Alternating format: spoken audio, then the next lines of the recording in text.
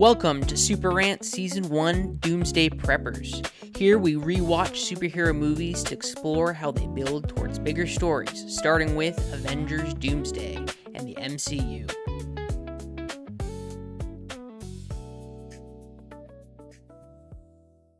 Welcome to Super Rant. This is the podcast where we talk about movies as they relate to other movies, starting with the MCU and Avengers Doomsday, which is only about 5 months away. As always, my name is Brian, and I'm happy to be here.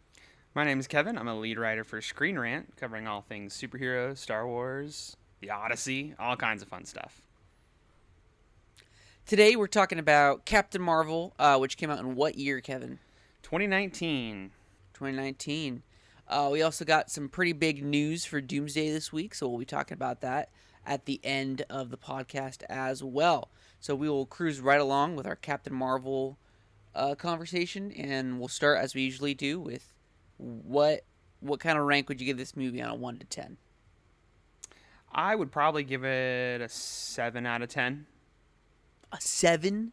Yeah, I really enjoy it. I think it's not without its problems, but I was pretty impressed by the 1990s setting. I like the expansion of the cosmic side of the MCU that isn't necessarily Guardians of the Galaxy related. There's cool connections there, but it's a relatively new side to space, and I like the introduction of a new character, the connections to Nick Fury. I would maybe, let's say 6.5, 7 out of 10. Kind of in that zone. I was going to give it like a 4.5. Okay, tell me why. Well, I just think that I want to be clear that I like the character of Captain Marvel. I've always enjoyed reading about her in the comics, and I think that she has a cool power set. I just felt like a lot of the writing in this movie, from the actual dialogue to the script, it just feels very clunky. And then I just feel like a lot of the actors in this movie are kind of phoning it in. It feels like this movie is we have to do this before Endgame so that Captain Marvel can be in Endgame. And I think that shows with a lot of the ways in which they move from plot point to plot point. The whole thing where it's revealed that when Talos shows up at Monica Rambeau's house. And Maria Rambeau. Oh, yeah, Maria, because Monica's the little kid. Yeah. Maria. And, when he shows up there and he's like, oh, it's all good, it's all good. Here's why I've been doing this. Here's my reasoning. It's all just, that doesn't feel, earned, Okay. And he's like, and by the way, I happened to grab this recording of exactly what happened during the plane crash, and it's going to give you back all of your memories. Everything, it just, happens without there being, really good reason for it to happen. It all makes sense, but it's always, the easiest way for something to happen. Sure. And then with Captain Marvel herself, I think that there's just not a lot of earned likability and an earned reason to root for her or earned reason for her to be a hero. And what I mean by this is part of what they do in the movie is they have this amnesia thing going on. Mm-hmm. But in the midst of that, I don't think we're ever given tangible reasons to like her as a character. And then with her powers, I'm not saying that she has to earn her powers, because there are many other characters in the MCU who get their powers by accident. Yeah, it's just it's thrust upon them. Right. But in the movie, there's not really a lot of obstacles that she has to personally overcome in order to come into her powers. You know what I mean? Like in Spider-Man Homecoming, we start the movie off and Peter's got, his great new costume from Tony and he's doing his thing, but then as the movie goes on, we see him struggle and we see him learning what it actually means to be a hero. And then we have that great moment where Tony says, if you are nothing without the suit, then you don't deserve to have it. And then he steps into his own powers and his responsibility in the final act of the movie, and he understands what it means to be a hero. Whereas for Captain Marvel, it's just, oh, I got my memory back, and I'm a hero, so now I'm going to start being a hero again. Sure. I mean, I'm going to push back on that a little bit because I think it's a little more nuanced than that. Um, I will say with I will say this though, to a lot of your points, I think execution is everything, and I will agree that I think because of where this movie sits in between Infinity War and Endgame, and they want to get her in Endgame, um, I will agree there are some solid moments of major clunkiness, and they rush a couple things. That said, I think there is still a sense of her earning her powers. Not that she already has them at the start of the movie, but with this certain like framework of like the amnesia, and then we see that she's in this system where she's been limited in those powers the entire time she's had them.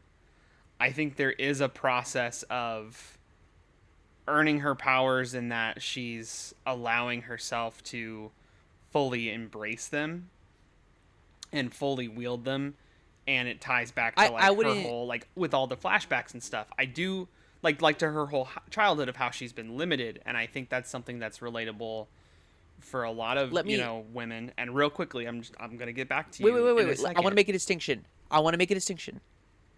I'm not saying that she has to earn her powers. I used that phrase earlier, but that's not what I mean.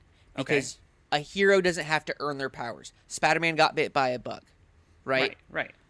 What I mean is, from a story standpoint, from a character development standpoint, I think other heroes have learned what it means to be a hero. Like, Spider-Man learns that. Tony Stark learns that. I think even Black Widow comes to understand that, yeah, she was a spy, but she can be more than a spy. She can be somebody who others look up to, right? And then what that means. And then she takes on the responsibility and endgame of keeping everybody together. What Sure. I mean is that in this movie, we don't ever see her learn what it means to be a hero. We see her learn what it means to keep getting back up, but she was already doing that at the beginning of the movie. So retroactively, we learn why she does that because of her childhood and because of her time on Earth meant. Mm-hmm. But throughout the movie as a whole, she has this level of confidence that we don't ever see her like develop.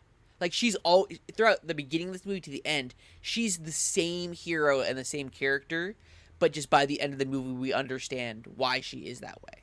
Yeah, I think you're absolutely right, and I think what makes this kind of like origin unique is that yes, she's always been confident and she's always wanted to do the right thing, and I think that's where the amnesia stuff comes in, where she's rediscovering who she is and what she can fully be and the person that she's always been the entire time, and it's this act of rediscovery, right? And I think that's what makes the character unique, and I think that's why I like it. Now, could that have But been that done? Could doesn't. that have been done a little bit better? I'm willing to entertain that argument. Where, again, there are things that like, especially the third act. I agree, it's very clunky in its execution, but I still think it's interesting.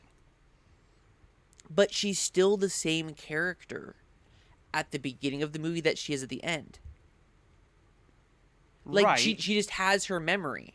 Like she, and she's like there's rediscovering that no memory. There's still but there's no change character development whatsoever. in terms of she started out wanting to do the right thing, and she's still doing the right thing as a hero, even if it's superpowers instead of wanting to be in a fighter jet. Yeah, well, no, no, no. At the beginning of the movie, she's trying to do the right thing, right? Yeah, She's manipulated into doing the yeah. wrong thing, She thinks the right thing but is with the her Kree. right, but she still is doing the right thing from her perspective. That perspective changes, but it's only because of her memory and because she's been lied to, right? Her Mm-hmm. perspective is very much just based on like having that past or not, but that doesn't change how she goes about doing the right thing. And she's still the exact same character at the end of the movie that she is at the beginning. Yeah, I mean, I don't know if that's necessarily a bad thing because, like, okay, To like to you're saying, me, take there's away. no character development. Okay, but like you're saying, take away the powers, and from their perspective, doing the right thing and always being that person. I mean, apply the same logic to, like, I don't know, let's just say Captain America, right? Because even before he had his powers, he was still trying to do the right thing and wanted to serve and be a hero, and that doesn't change. I'm interested in your argument. I'm But just trying to see how it's throughout the movie of Captain America, he learns that serving his country looks differently than he thought it would. right. And Captain Marvel discovers that doing the right thing looks different because she's helping the Skrulls, who were told to her were horrible and invaders and the whole deal, and it's actually the Kree who are the problem.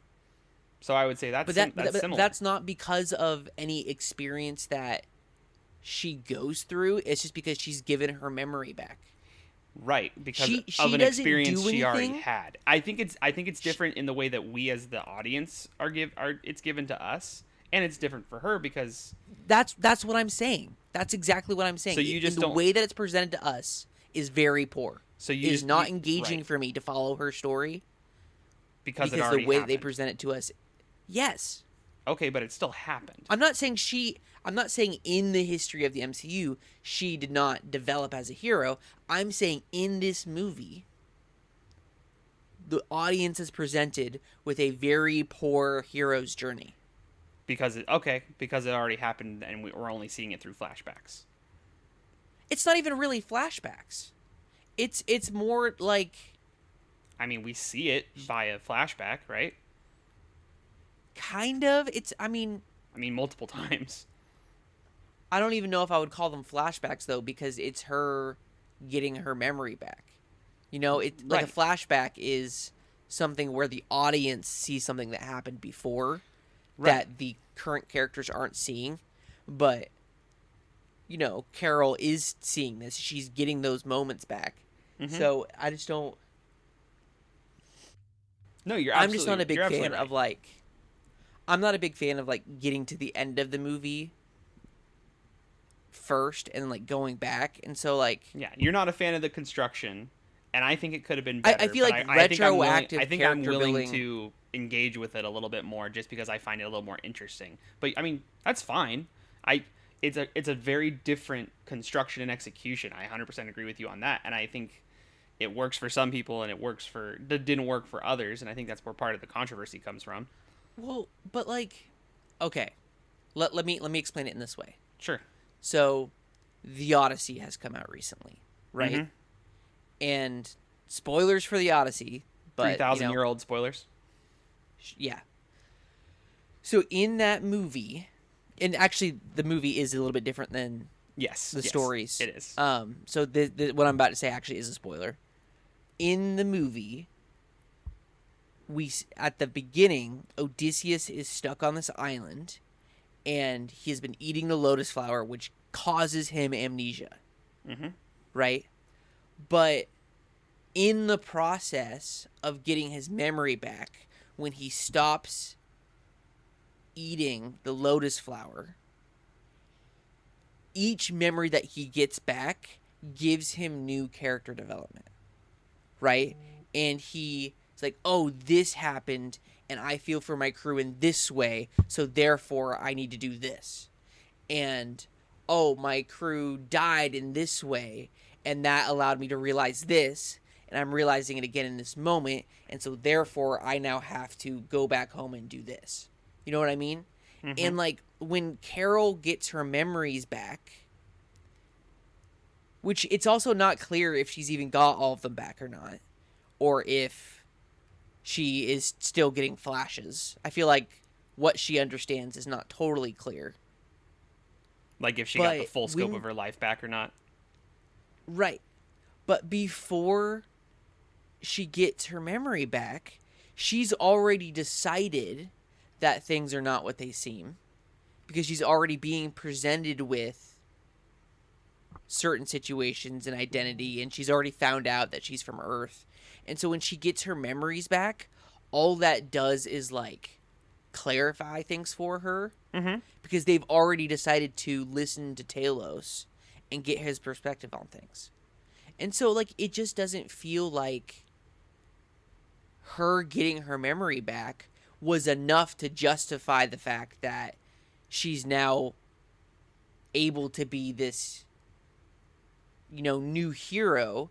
And because she's not actually becoming a new hero, she's just who she is with a little bit of her memory back. Yeah, I mean, I feel like getting I, her memory does not create character development for her. I think she regains. No, I think you're right. I think the distinction, and I think what's still entertaining, is that she's regaining the person she's always been and the person that she lost. But I feel like she didn't lose that person because I think she still had the same character traits at the beginning of the movie. Her identity, yes, changes because she gets her memory back. But who she is as a person, the reason why she does things, does not change from point one of the movie to point Z of the no, movie. her It's the same exact person. yes, her character is the same, and it's the identity that is being regained. I yes, you're absolutely right. So I mean, yeah, you make good points. I'll agree that It execution could have been stronger. I just think I found it more. I think I found what the construction was a little more entertaining, at least just personally for I me. I find this movie incredibly boring. But there are worse movies in the MCU. That's true. I just find this one to be not engaging. And there are interesting components. Mm-hmm. Like I like the Nick Fury stuff, with Yeah. the exception of how he got his scar. Well, yeah. That's the part I And do not like about this movie at all. and I like Phil Coulson. Mm-hmm. Um I like the 90s setting to an extent. I do feel like it's a little like it feels very like blatantly forced. Not maybe not forced, but like they maybe overdo it sometimes on that. Sure. Sure. I've Like because you when she lands on Earth at the beginning of the movie, it's like Blockbuster, Radio Shack, Game Boy, right. Right. music, and it's just Right. like boom, boom, boom, boom, boom, boom. And it's like okay, one of those things would have been enough. Sure. Sure. And just throughout the movie, it's just like constant like, hey, you're in the '90s. Hey, you're in the '90s. Yeah. And it's just like that's a little bit too much for me. I was very impressed in this movie by the de aging that they give Samuel L. Jackson. Yeah, I thought it's very good. I In this think he movie. consistently looked pretty good as a younger Nick Fury. I also really liked this younger Nick Fury, and I thought he had good kind of buddy cop dynamics with Brie Larson, Captain Marvel. I think their relationship is pretty fun. Um, the Skrulls, I Oh, that was really the other thing though. yeah Like, I feel like back to my point of like things just like happen and they're the easiest way to happen. Like Fury trusts her so quick. yeah, and I think that's just And they're like trying to part of do that's a because he lot with not enough time because they have to set everything up right, kind of and in a part very of that is because particular way. part of that is because he has to trust her in the situation that he's in, but Right. also like I don't know if there's enough mistrust. I guess like yeah, he Well, calls Shield in, but yeah, like he's also in a position where he doesn't know who he can trust in his own department, I right? don't know. The writing feels too. You wish it had been kicked up a It feel notch. Yeah, like there was just nothing surprising about the movie, you know?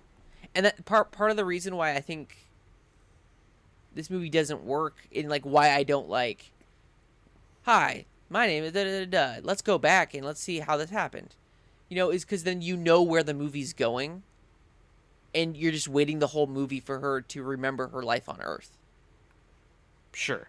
You Sure. know, and so the movie just feels boring cuz I we spend the whole movie getting back to that point. Like if she had gotten her memory back in the first hour of the movie, I think that would have been way more engaging. That's an interesting point. Because then the second half of the movie could have been her fighting the Kree instead of just one big battle, or you know, one big battle at the end.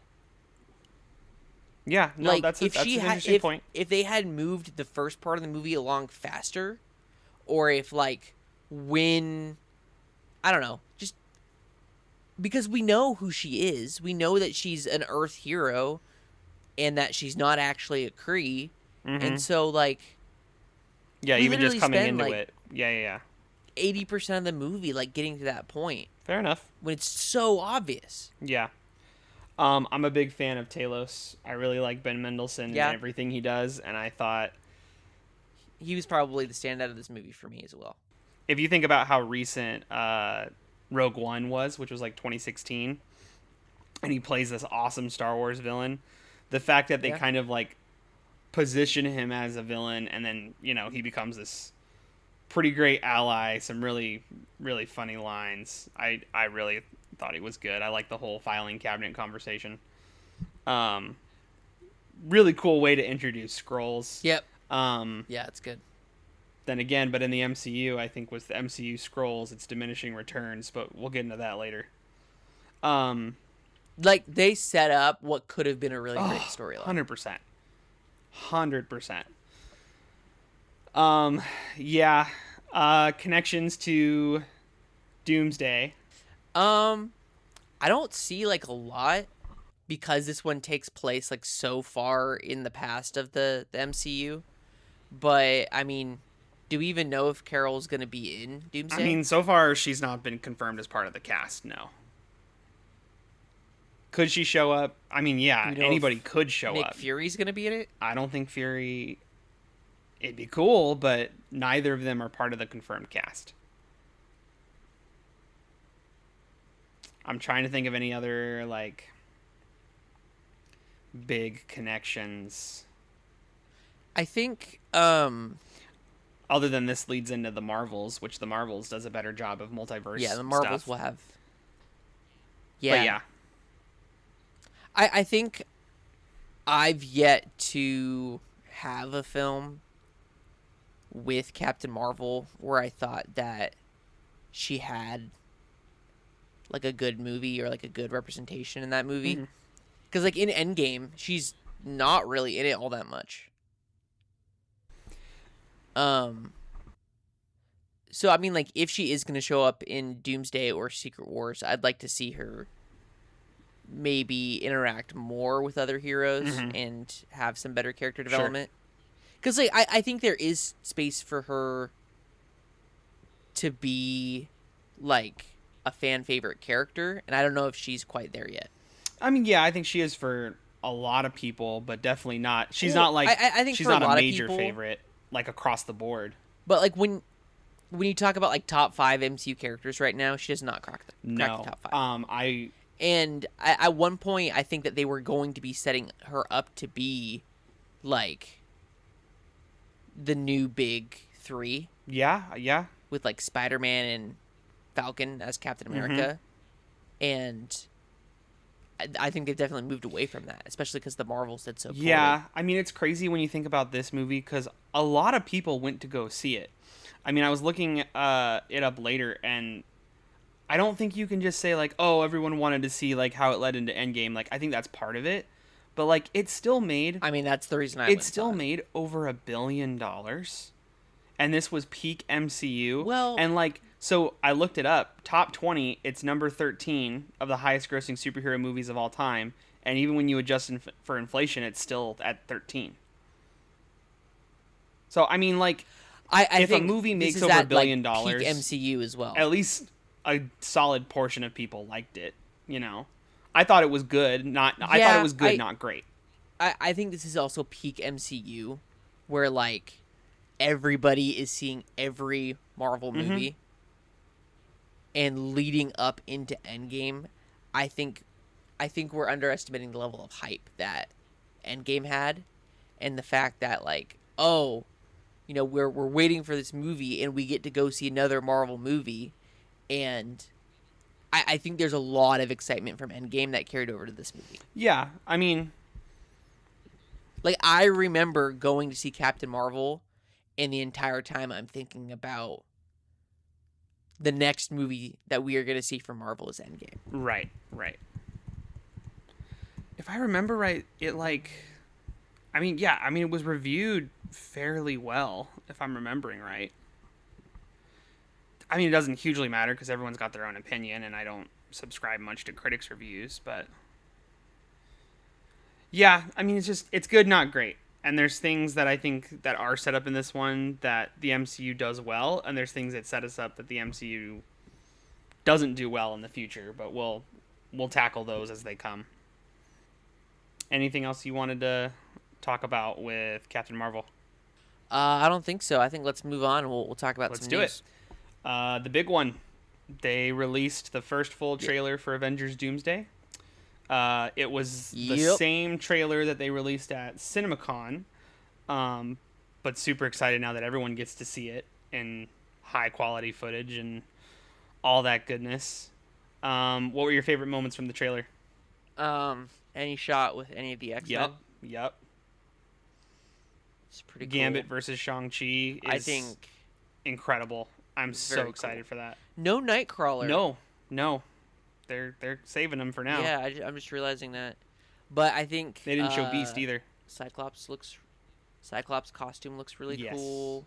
I think Mystique looks really Yeah, good. yeah, Um, like the effect that they used to transform her into Elena is very yeah. good. That shot is really And awesome. I think Mystique looks great. Honestly, like I'm more excited for her than I thought I was going Yeah, to be. 100%. I'm excited for the Fantastic Four, and especially like having them split up a little bit and go with different teams. I think Yeah, that's going to be really yeah. That's what it looks engaging. like. Yeah, for sure. Um, I think Doom, you know, blocking Stormbreaker like super easily. I think that's just so cool. Yeah, Yeah, yeah. super No, rad. I like he just like kind of holds up the two fingers. Yeah, that was great. Talking about Doctor Doom specifically, I was worried about it, but I really dug Robert Downey Jr.'s like Latvian accent.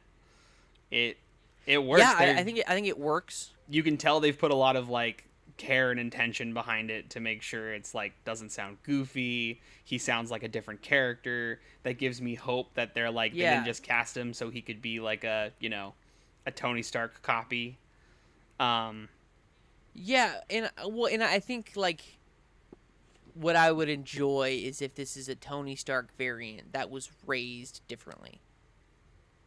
You know, yeah, I like mean, there's lots of possibilities that we still don't because know. clearly he's got an accent, he's got something going on, um, and so it'd be cool if like, yeah, I think that you're right. It plays well Yeah. so far. So So end of the trailer. Thor does yep, this crazy big like the stakes have never been higher, and it's like okay. I mean, I get what you're trying to do. You're trying to get people back into the seats for an Avengers movie, but I mean, he makes this great point. Is he says, "I fought." Basically, he says, "I fought battles with people more powerful, and I haven't been scared as much as this next threat," which is kind of like, "Oh wow, you do not have a lot of faith in the current lineup, considering how powerful like Doom is." Or it's unclear if he's talking about Doom or if incursions, because I think there's a solid chance that Doom is going to be presented as an ally first, and then he's the one who's willing sure, to make harder yeah, choices when no one else is, and that's what makes him a villain. Very Thanos, and I think that's right up the Russo's alley. I'm excited to see that. Um, but Thor ends it with like, "We're gonna need a miracle," and then Steve Rogers shows up, and he summons Mjolnir, and it's like, "Hey, buddy," it's proof that supposedly supposed to be proof that it's him, right? And it's the legit Steve. Uh, Yeah, and I'm I think that's cool. yeah, I'm suspicious. I don't. I just think that it's not. It wouldn't make any sense for Steve to not have a costume the entire movie. Unless there was a big surprise coming. Unless there's a big surprise, unless there's like a twist that he's evil, like we've talked about, or like a really cool costume that he gets later Sure. on. Like there's a reason why he's in the black shirt Yeah. and jeans. I'm confident. You and I have talked about this quite a bit, but just because Steve is wielding Mjolnir does not mean that he is a good guy. There are examples in the comics where Rogue, Dark, Hydra, Captain America has also wielded Mjolnir. So I think it's still all very suspect as to why he's, Worthiness is not, oh, this guy's inherently good. Yeah. Worthy is a level of like value of who yeah. you are. I mean, and also even if you look at the and so like keep going. Hela was able to stop it in Thor Ragnarok. Yeah. And even if you look at the comics, like when Hydra, Captain America during Secret Empire wielded it, the enchantment reality was changed and the enchantment was changed, so it wasn't the worthy, it was the strongest, specifically under like Hydra's banner and goals, and that was absolutely their Hydra Steve Rogers. So like we're dealing with Doom, and who's one of the most powerful sorcerers in the Marvel Universe. It looks like he's going to have a crap ton of magic at his disposal. So there's a lot of possibilities, I think. I also think him not being the legit Steve Rogers who had his retirement and happy ending, I think it ties to those comments that the Russos were making when those original teasers came out, where they were like, they're not trailers, they're stories, or whatever they said, right? So it's like, Yeah.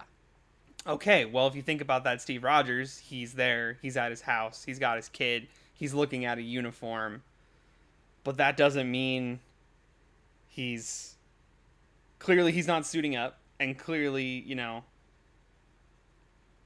maybe he doesn't just up and leave, and that we're dealing with a completely different Steve Rogers, and that maintains the OG Steve's happy ending and story, which I think anybody would be scared to mess with. Right.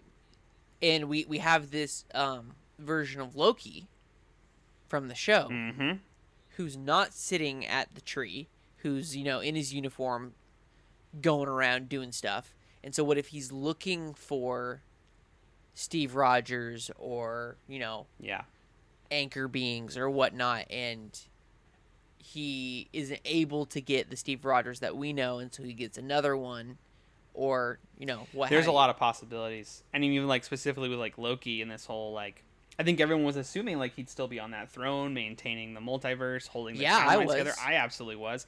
I thought he would just kind of be this prime target that Doom would go after and claim his multiversal power. Like that felt pretty simple to me. But then he could have even been like the storyteller for the movie. Sure. Oh, yeah, sure. That's a cool idea. But I think it's so important that he's like clearly he's being active. He has a TVA card. It has the multiversal tree he created printed on the back. My perspective is I feel like he's going to be like director of the TVA or something. And I think the reason it's happening is because there are literally like next to no timelines to maintain anymore.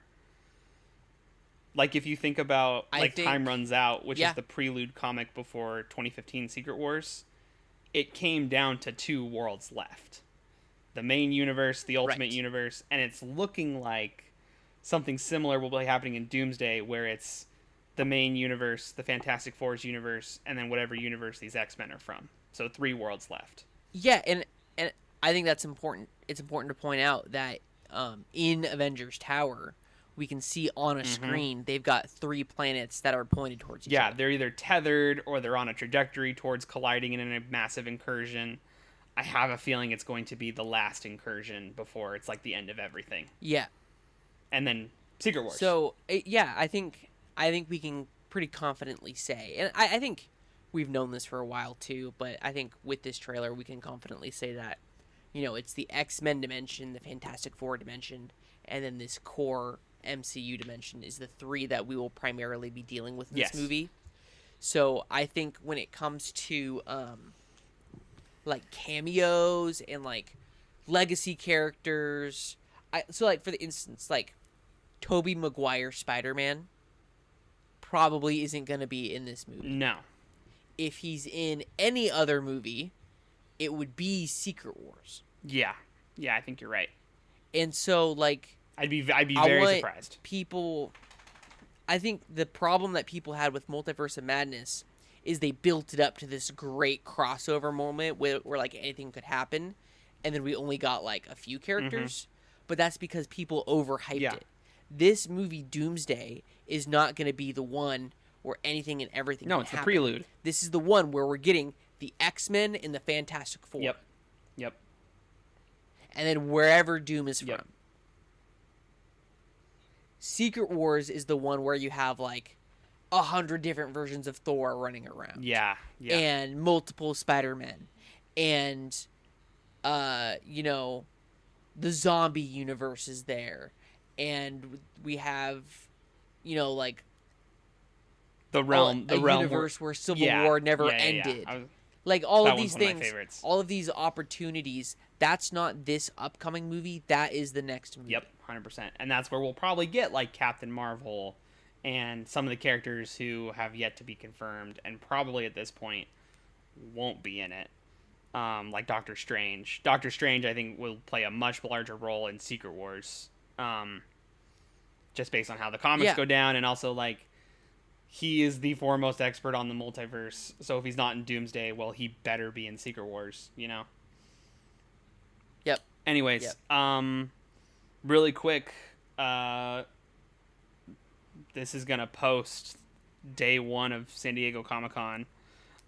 People are already showing up there in San Diego, and there's some displays that have already been shown online, specifically for Doomsday. Yeah, I've seen.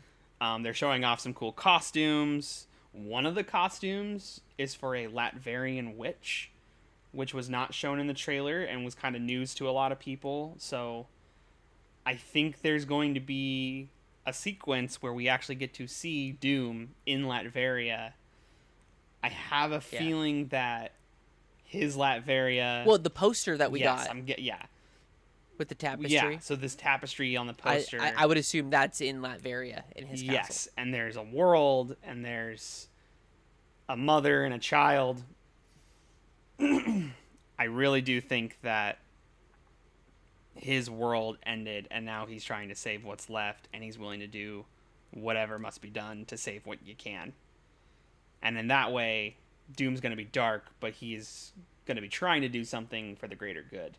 And I think that's going to be absolutely fascinating.